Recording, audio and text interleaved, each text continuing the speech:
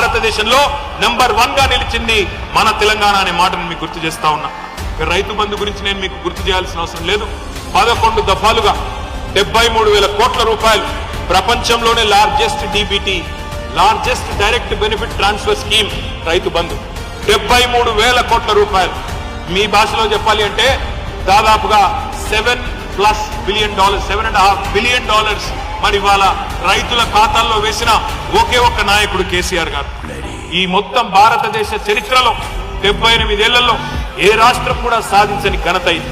ఇంత పెద్ద ఎత్తున వ్యవసాయ విస్తరణ, ఇంత పెద్ద ఎత్తున గ్రాస్ ఇరిగేటెడ్ ఏరియా పెరగడం ఎక్కడ కూడా ఈ దేశంలో ఇదివరకు జరగలేదు. ఇట్లా పైకి తీసుకుపోయే ఒక అద్భుతమైన ప్రాజెక్టు కాళేశ్వరం. కాళేశ్వరం అంటే ఒక్క బ్యారేజ్ కాదు, కాళేశ్వరం అంటే 3 బ్యారేజీలు, కాళేశ్వరం అంటే 19 రిజర్వాయర్లు, కాళేశ్వరం అంటే 21 pump హౌజులు. Mind you, we have gone through 14 years of resistance and 10 years of determined progress. This is not how the story ends. It is how the next chapter begins. Jai Telangana, Jai KCR.